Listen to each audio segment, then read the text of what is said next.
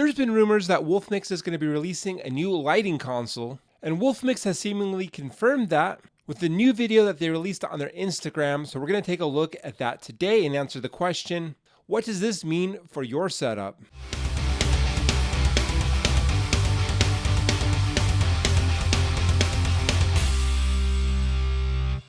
Hey everybody, how's it going? Daryl here, welcome to the channel. So on this channel, we talk everything DJ gear, lighting, and if you're interested in learning more about Wolfmix and how to control it, I'll have a link in the description below for my full crash course video. So Wolfmix has released this video on their Instagram.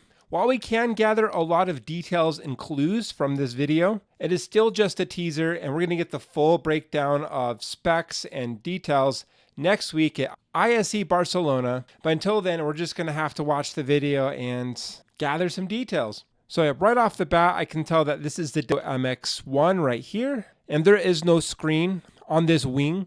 So this is an official attachment, not a third-party MIDI controller. So this is like meant to be a modular attachment, not to be its own standalone controller. It's meant to give you more flexibility and more controls readily available. And so probably the most prominent element of this are the faders, which I think a lot of people have been wanting. And I can see these buttons that are labeled A, B, C, D, E. So that means that there are 8 rows. So they can control all 8 groups simultaneously, which is already something you can do with the WMX1, but it's not so readily available. You have to press Shift and BPM tap, and that is how you navigate to E through H. And then you have to press Shift and BPM tap to get back again to get through A through D. And above each of these 8 rows, I can see that there's like some sort of label right here. Maybe that correlates to like the name you give each group. And there seems to be 5 buttons for each column as well, which correlate to the 5 buttons that you see on the MX1. So, one for turning on and off the various color engines like color, movement, beam effects, except these seem to be way more compact. And I'm seeing some buttons over here on this right-hand side. I'm not sure what they are.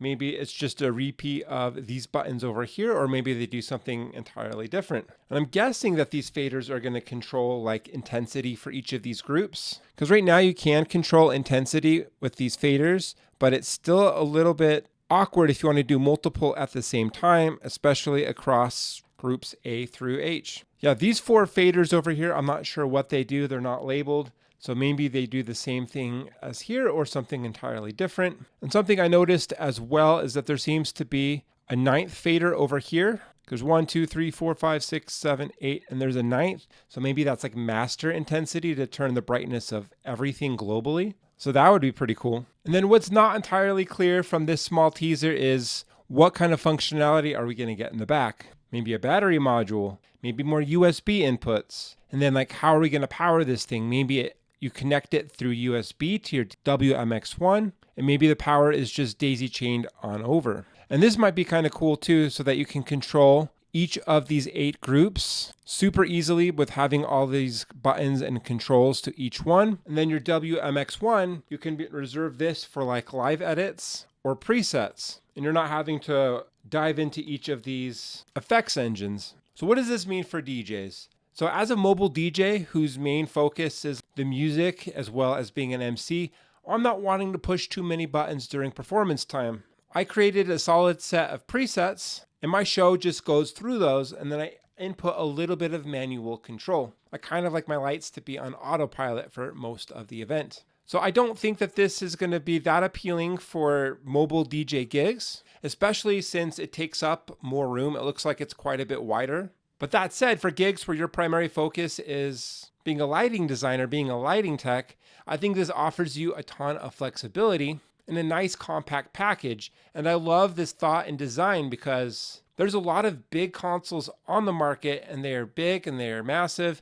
And this is just a lot sleeker and more compact, and it's modular. So I love that you can just leave the wing at home for those smaller gigs, and then you have the flexibility to bring it for those bigger ones. Well, anyways, I think it looks cool. I think it is exciting. Before I close out this video, I just wanted to show you this cool plastic WMX1 holder I got. I got this from Bun Gear. It comes in black or white. It has some nice grooves so that your MX1 slides right in, and it just puts it at a nice incline so you have like easier access to those buttons. So if you're interested in this, I'll have a link in the description below. What are your thoughts on the Wolfmix wing? Are you going to put a wing on it? Let me know down below, and please smash like and subscribe, and I'll see you in the next video.